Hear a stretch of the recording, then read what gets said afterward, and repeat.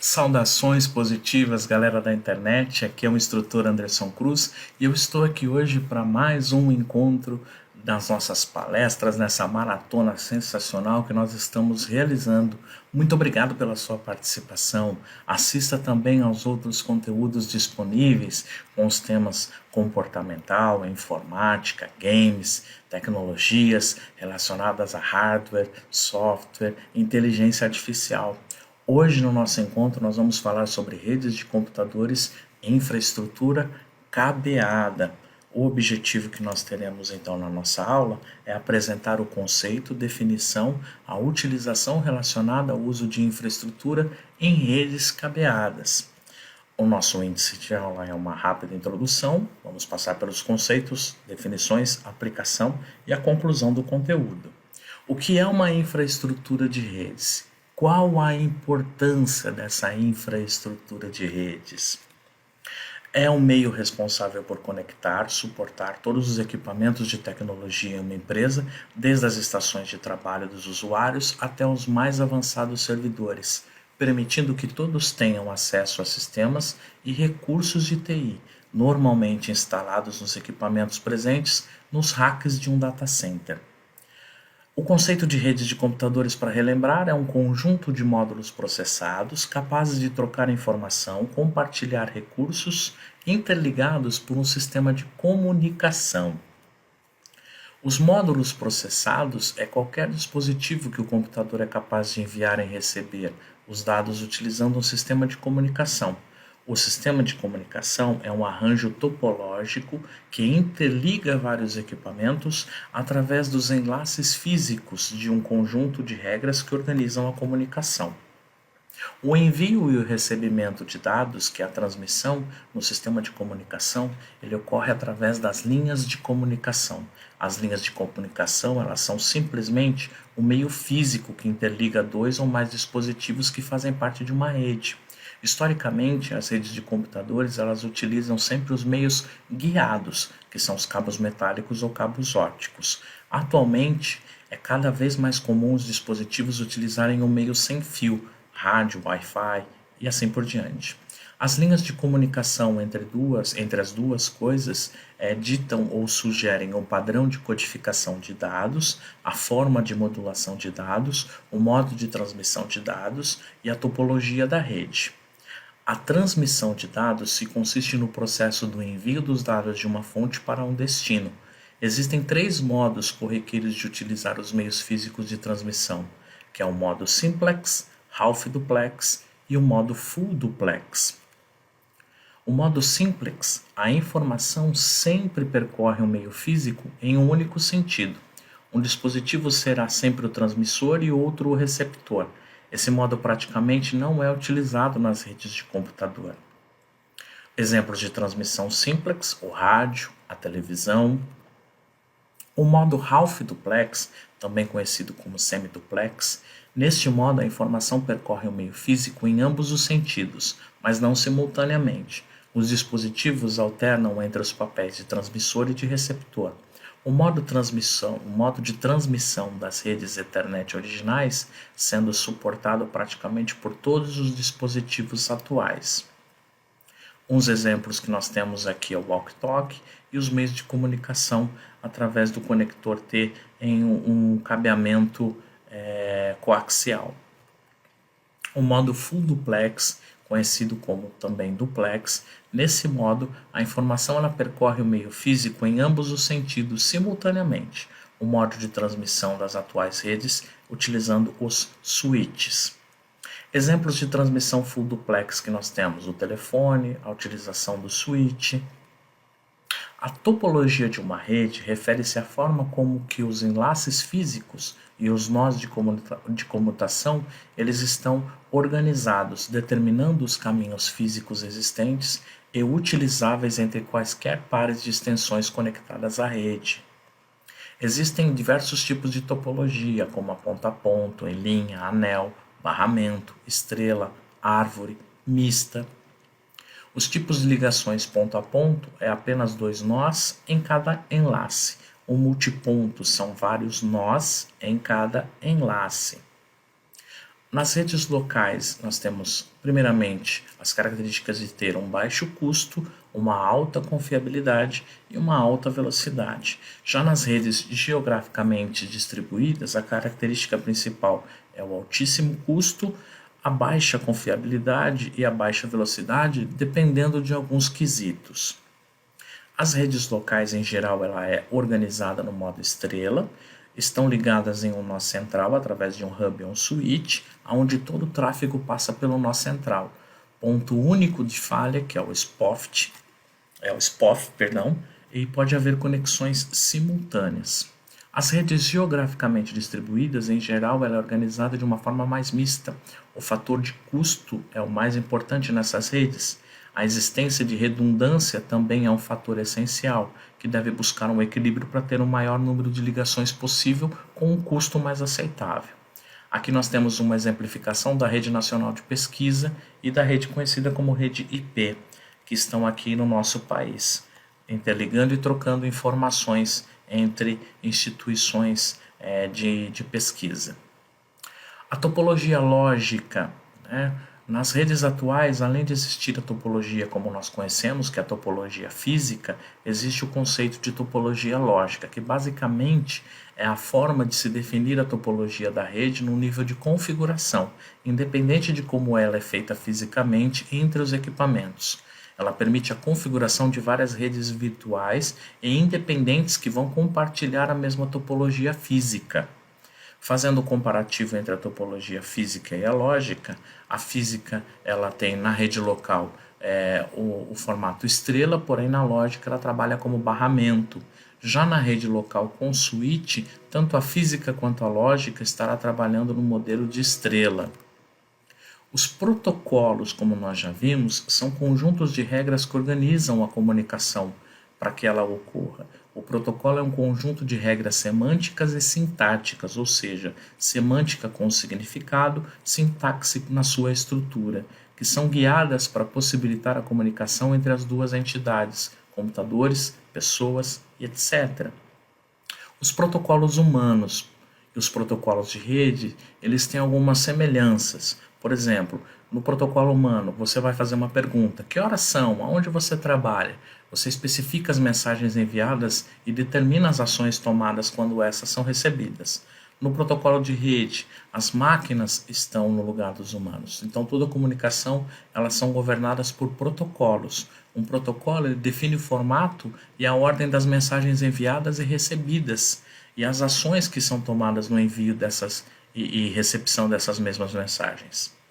E aí eu tenho graficamente esse comparativo do protocolo humano com o protocolo de rede.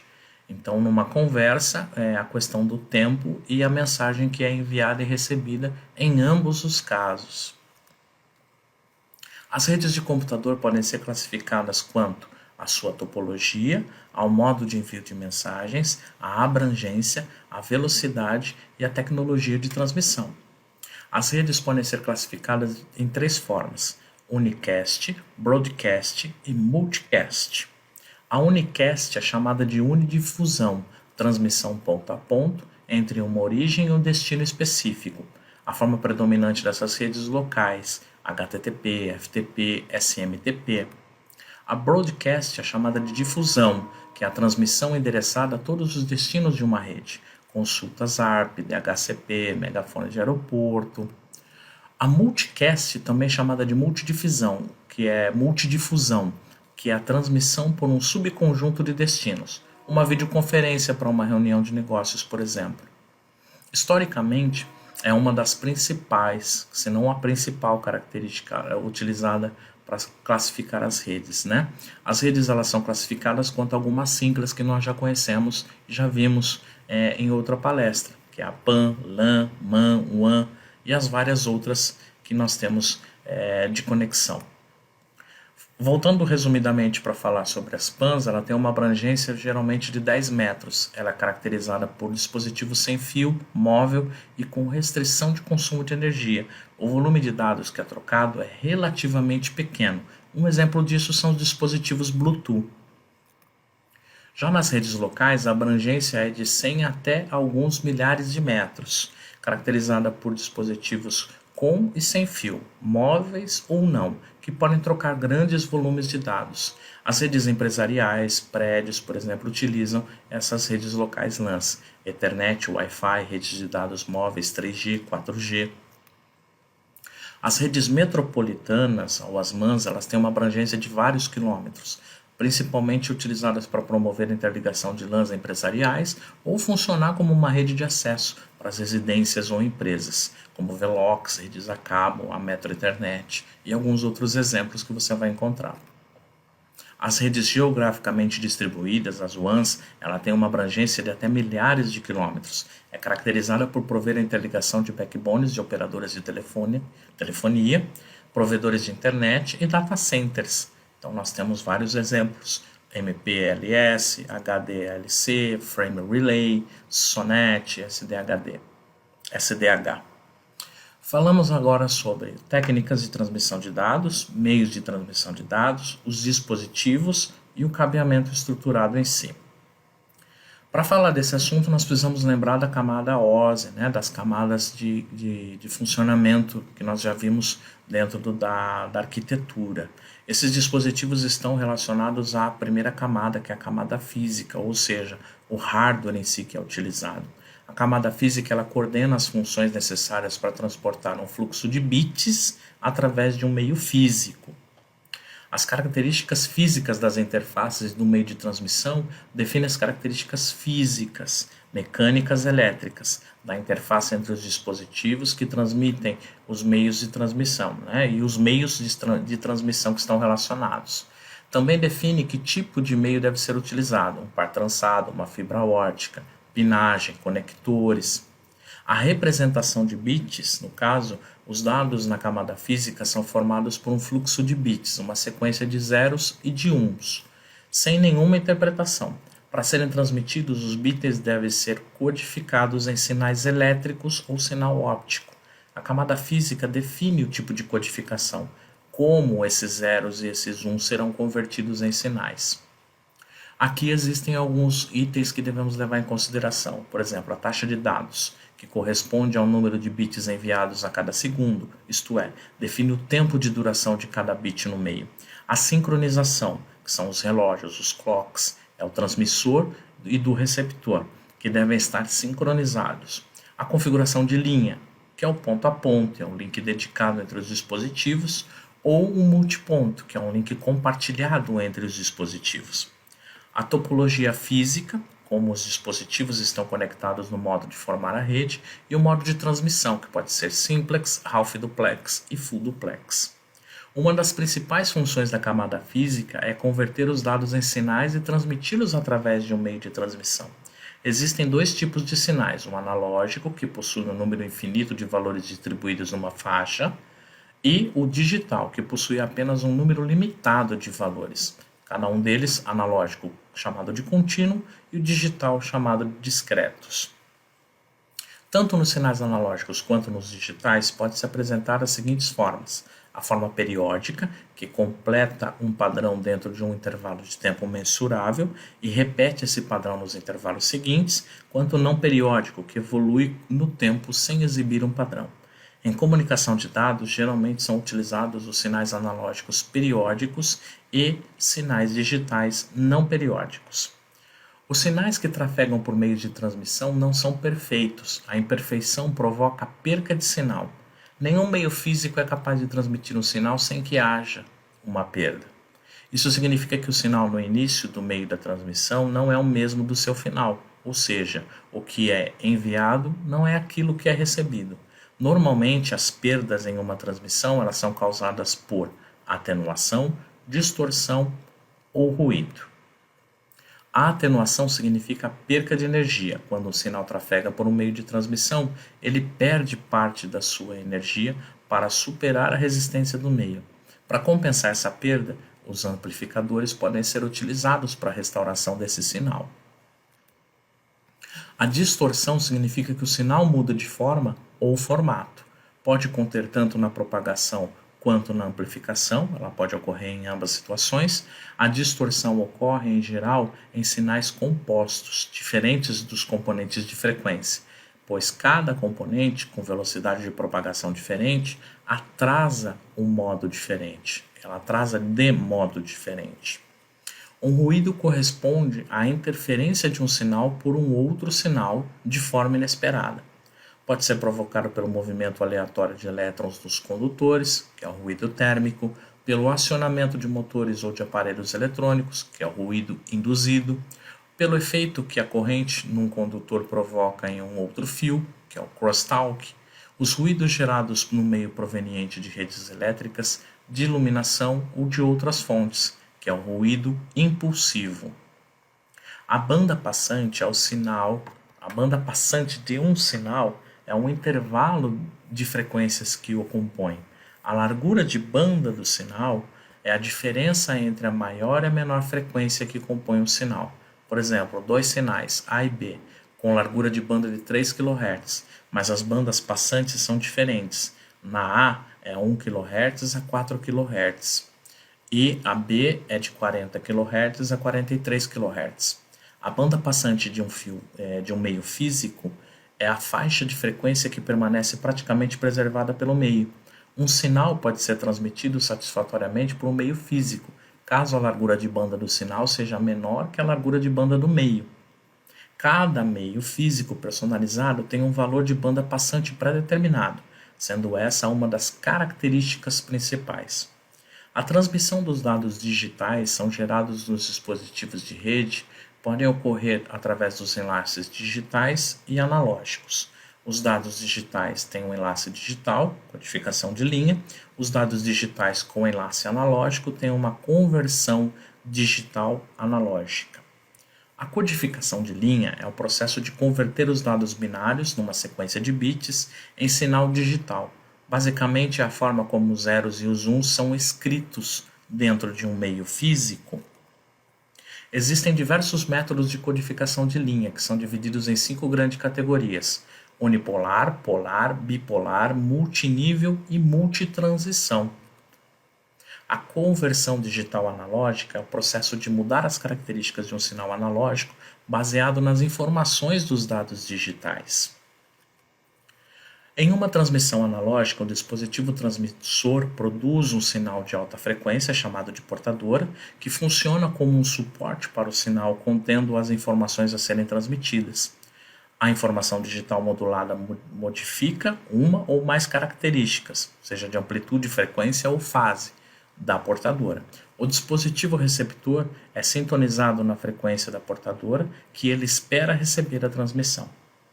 O modem, que pode ser modulador ou demodulador, é um dispositivo que recebe um fluxo de bits e produz uma portadora modulada, utilizando alguma técnica de modulação.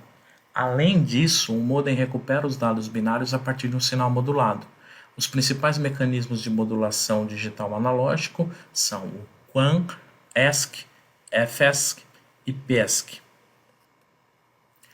A multiplexação é um conjunto de técnicas que permite a transmissão simultânea de múltiplos sinais através de um único enlace de dados.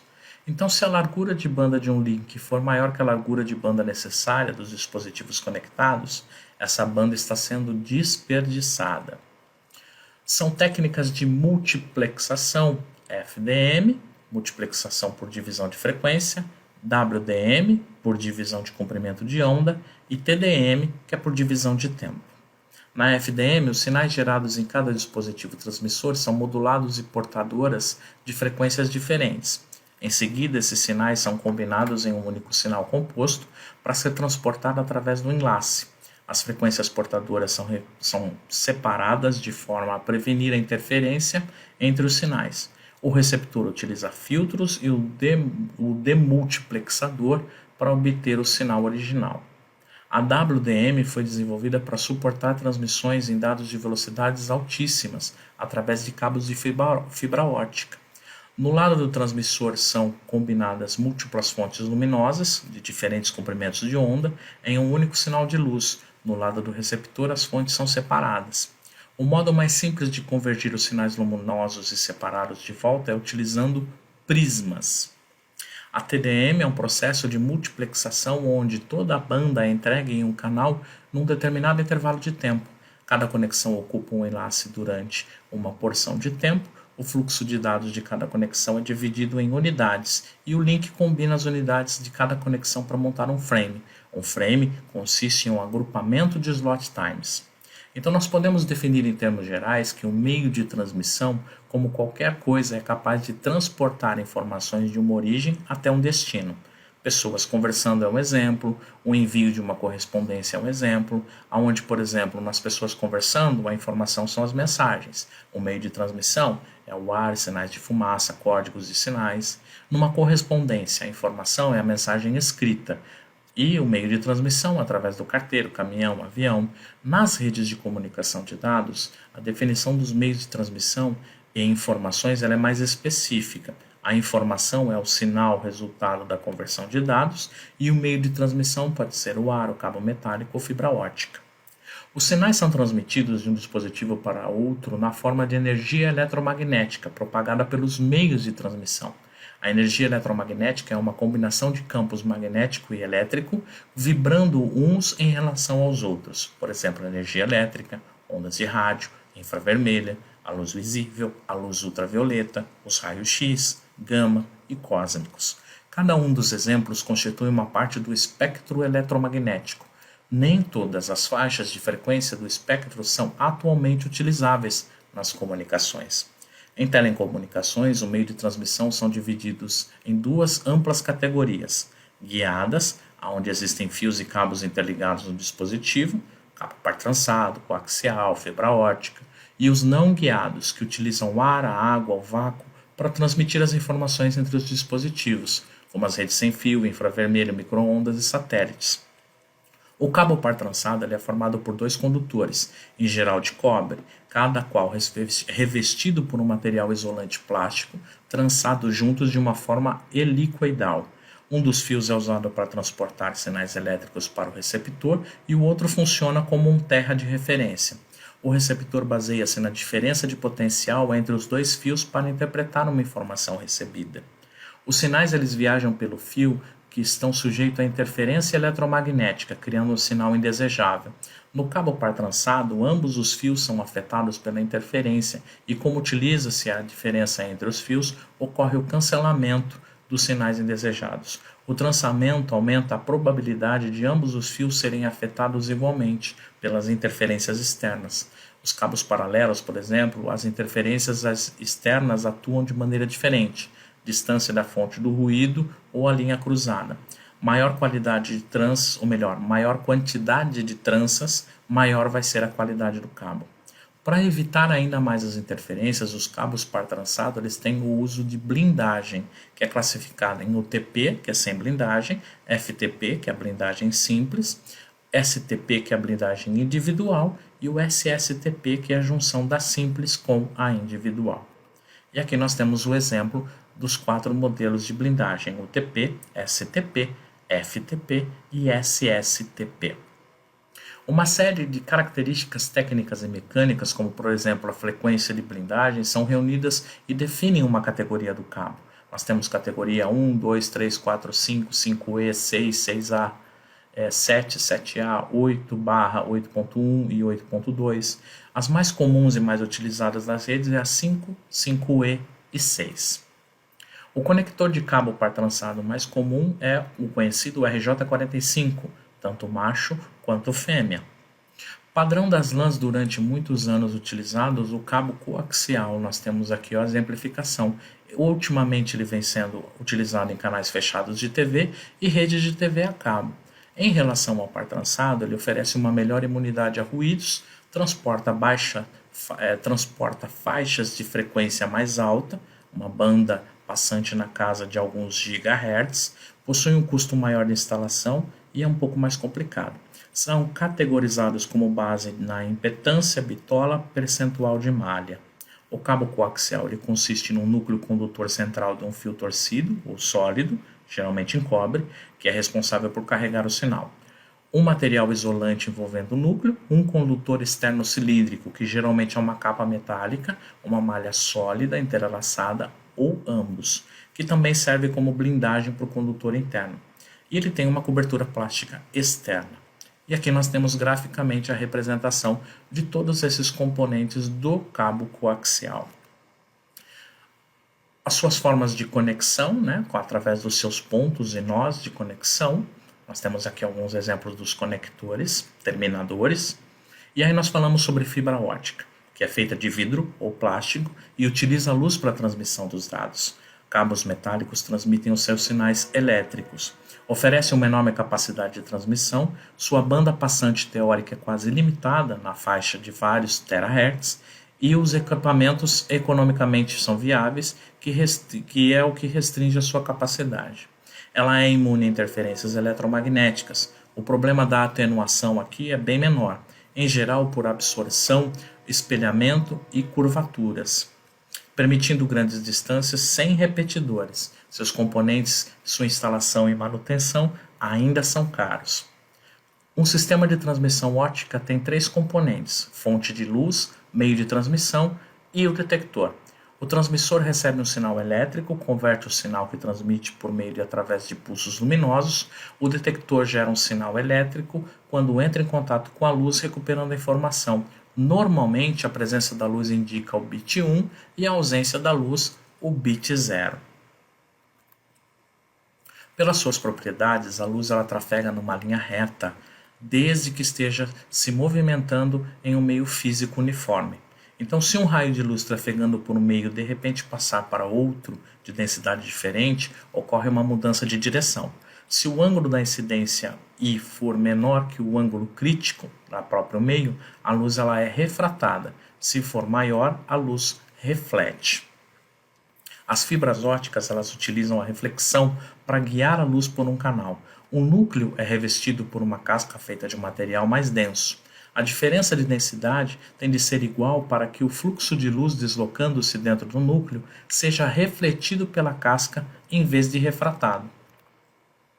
Um cabo de fibra ótica consiste em um núcleo de vidro de plástico, onde a luz é guiada, a casca, um revestimento em geral de plástico envolvendo o núcleo, que é responsável pela reflexão da luz dentro do núcleo, e uma jaqueta, que geralmente é de plástico. O revestimento externo da fibra é o núcleo mais a casca. Os fios de Kevlar para dar a resistência ao cabo e a cobertura plástica externa. E aqui nós temos a exemplificação gráfica de um cabeamento de fibra ótica. Existe uma grande quantidade de diversos cabos de fibra ótica classificados de acordo com diversas características, o ambiente de uso, se é interno, externo, subterrâneo ou aéreo. Contudo, os cabos de fibra ótica são classificados em 2 classes, multimodo e monomodo. No multimodo, as fibras que possuem vários modos de propagação que faz com que os raios de luz percorram diversos caminhos no interior da fibra. No monomodo, ele possui um único modo de propagação. Essas fibras possuem diâmetro e densidade menor do que o multimodo.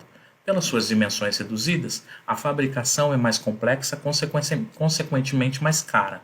Apresentam uma baixa atenuação e a maior capacidade de transmissão. E aqui nós temos o exemplo gráfico do single mode e do multimode. Infraestrutura de rede, falando agora ainda sobre as fibras óticas, são categorizadas através da razão entre o diâmetro do seu núcleo e o diâmetro da sua casca. O diâmetro são expressos em micrômetros. O diâmetro de um fio de cabelo é aproximadamente 60 micrômetros. E embaixo nós temos uma tabela de representação dos tamanhos mais comuns de fibras óticas. E aqui nós temos uma exemplificação gráfica dos conectores de fibra ótica que nós temos disponíveis no mercado. Falamos agora sobre alguns dispositivos e sobre o cabeamento estruturado.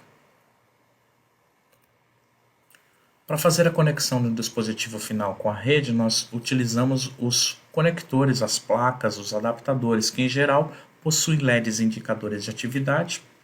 Atualmente é bem comum nós termos placas de redes on-board. E aqui nós temos mais alguns exemplos de conectores de fibra ótica, placas de rede coaxial e de par trançado. Elas possibilitam, os equipamentos ativos possibilitam a comunicação entre as máquinas. Existem 3 tipos básicos de equipamentos ativos: o hub, o switch e o roteador. A ligação entre os equipamentos ativos e as placas de rede é feita pelos cabos ou sem fio. O hub, também chamado de concentrador, em geral, os modelos têm 8, 16, 24 e 32 portas. Ele recebe os dados do computador e transmite para todas as máquinas da mesma rede. Ele atua na camada 1, que é a camada física. Ele tem grande probabilidade de colisão, ele tem um baixo desempenho e ele se encontra em fase de desuso.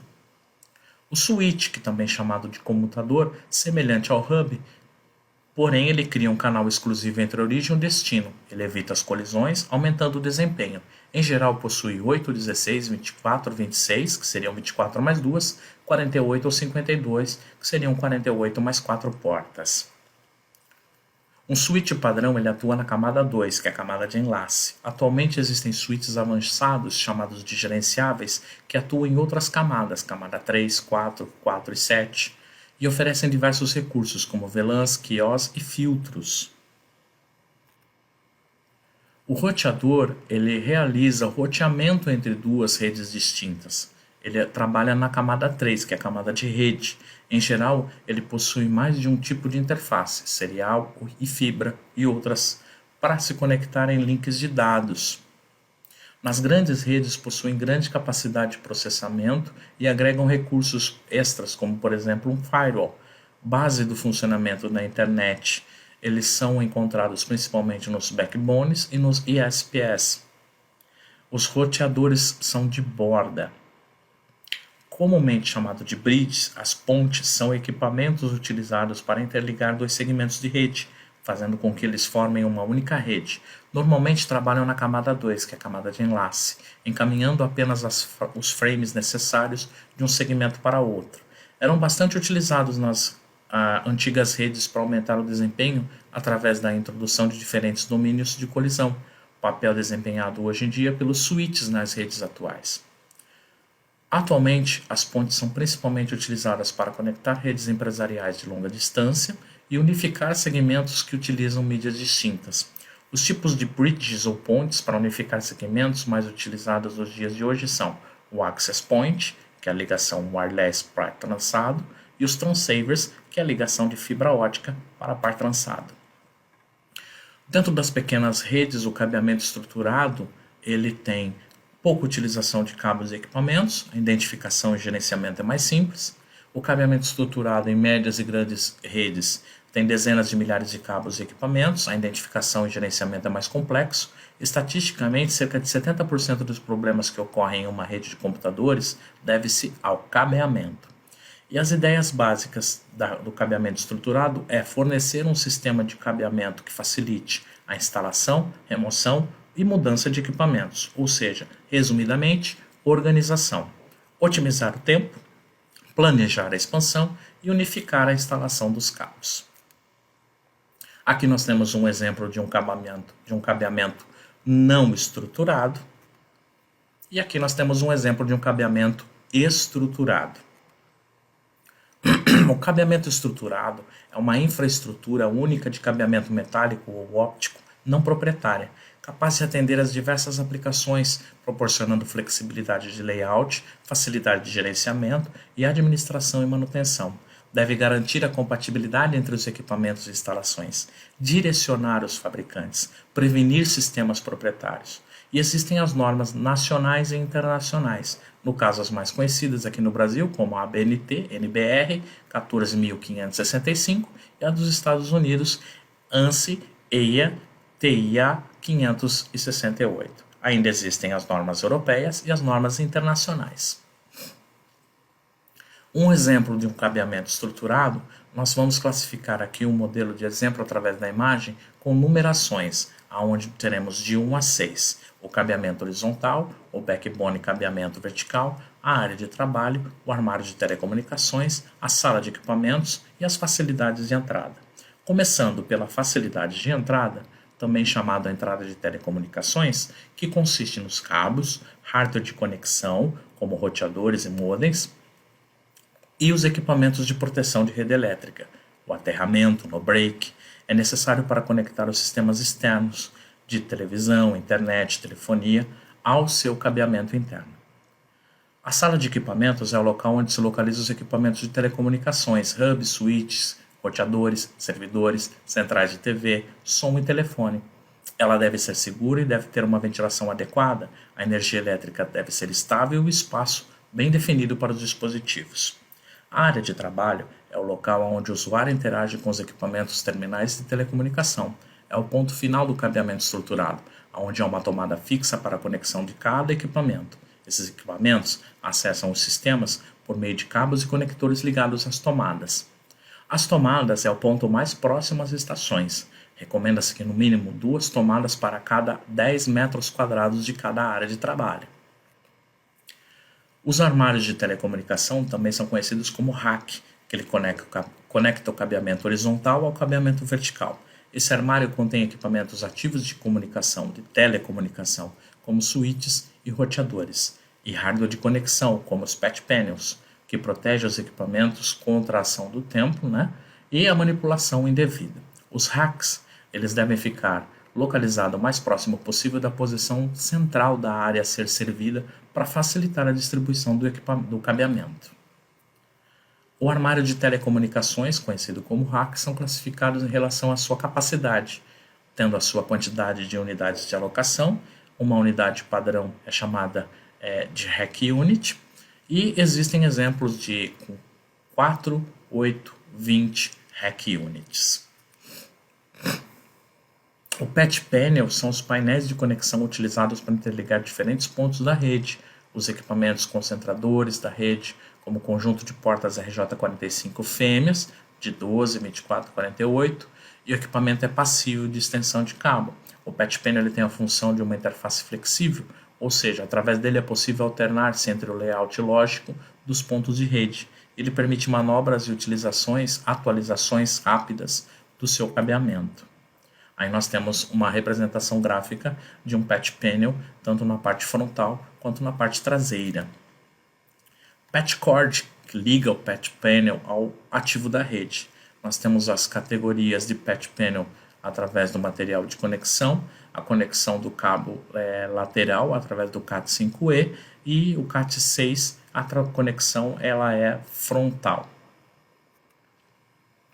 O distribuidor interno óptico, chamado de DIO, está para a fibra ótica, assim como o patch panel está para os cabos de par trançado. As fibras lançadas não são muito flexíveis e elas dificultam a manipulação dentro dos racks. Então, neste caso, ele transforma as fibras rígidas em fibras flexíveis, como cordões ópticos. O cabeamento vertical são aberturas circulares nas paredes, nos tetos ou nos pisos, eletrocalhas ou canaletas, que permitem a passagem de cabos entre os armários de telecomunicações, salas de equipamento e as facilidades de entrada. É o equipamento que interliga os andares. O cabeamento horizontal corresponde ao cabeamento que se estende da tomada de telecomunicação até a área de trabalho, até o rack, que é na topologia estrela no caso. Utilizam uma estrutura de passagem, que são aparatos colocados nas construções para guiar os cabos do AT até o próximas estações. Eletrocalha, eletroduto, canaleta não devem realizar curvas de 90 graus. Nós temos aqui a exemplificação gráfica deste equipamento. O comprimento máximo admitido de um cabo UTP é de 100 metros. Então nós temos aqui, assim distribuídos, 90 metros de comprimento máximo de cabo, contando desde o dispositivo de terminação do cabeamento horizontal, instalado no armário de telecomunicações até a tomada. 7 metros, utilizados no armário de comunicação no andar, com um cordão de conexão entre os blocos na rede horizontal com a vertical, entre esta com os equipamentos ativos. E 3 metros são reservados para conectar o computador, o equipamento do usuário à tomada. E aqui nós temos a exemplificação gráfica das distâncias distribuídas. As ferramentas utilizadas. O decapador, que serve para retirar a capa que envolve o cabo. o alicate de crimpagem, que permite que você faça a conexão entre o cabo e o conector RJ45, o alicate de impacto, que vai pressionar os cabos em um patch panel, e o testador de cabo, que vai verificar a integridade do cabo após ele já estar sendo crimpado. O rastreador de cabos, que é o equipamento que permite a localização de um cabo através do sinal que emite, e os identificadores, que são tarjetas, cores e capas protetoras no seu cabeamento de rede. Aqui nós temos o exemplo da utilização dos identificadores e das capas de proteção, que garantem aí maior durabilidade do equipamento em si. A conectorização, ou chamada também de crimpagem. Nós temos duas possibilidades: através do cabo direto, que liga o PC ao ativo da rede, e a ordem dos fios, tanto no macho é o padrão T568A ou T568B, e no caso da fêmea é o mesmo padrão do macho. E aí nós temos a exemplificação das cores, né? Se for seguir o padrão T568A, nós temos a cor dos fios, que é chamada branco do verde, verde, branco do laranja, azul, branco do azul, laranja, branco do marrom e marrom. No T568B é branco do laranja, laranja, branco do verde, azul, branco do azul, verde, branco do marrom, marrom. Num cabo par cruzado, chamado de crossover, que ligam PC a PC, nós temos aqui então as duas pontas, sendo uma ponta utilizada T568A e a outra ponta sendo utilizada T568B, que é chamado também crossover automático, através das placas de rede de ativos atuais. No caso da crimpagem, então, de forma certa, primeiramente devemos cortar o cabo, decapar, utilizando o decapador ou estilete ou uma faca, separar os pares, colocar os fios na ordem do padrão, da esquerda para a direita, utilizando ou 568A ou 568B, esticar ou arrepiar os fios, né, com a chave de fenda ou com a caneta, com os próprios dedos, alinhar as pontas dos fios, cortar as pontas para que elas fiquem iguais, inserir o conector com os contatos para cima, crimpar através do alicate de crimpagem, sempre deixando um espaçamento da capa protetora entrando dentro do conector e não deixando nenhum espaço, nenhuma folga, porque essa flexibilidade vai quebrar o cabo de acordo com o manuseio.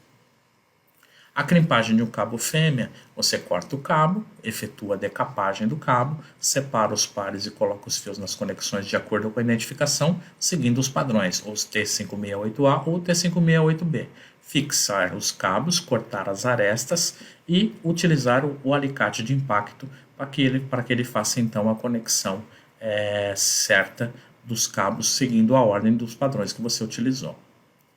Resumidamente, então, a infraestrutura faz parte, né, da infraestrutura de rede, todo equipamento, todo o cabeamento necessário para interligar todos os equipamentos entre os diferentes ambientes, assim como conectores, patch panels, switches, roteadores, equipamentos de rede sem fio.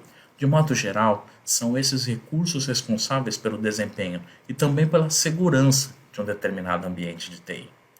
Aqui eu deixo para você uma relação de referência de vários livros que estão falando sobre a comunicação de dados e redes de computadores. Entre na internet, pesquise, busque os e-books ou faça a compra do livro físico, caso seja do seu interesse.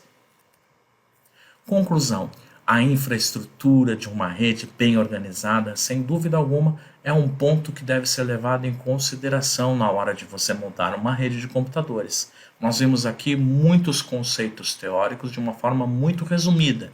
Então, efetue as pesquisas e evolua no seu conhecimento.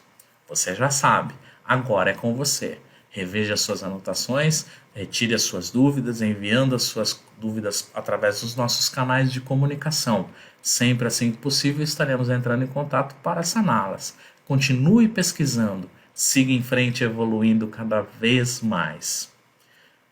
E você sabe a resposta? Quais são os fatores mais importantes para uma boa infraestrutura de rede?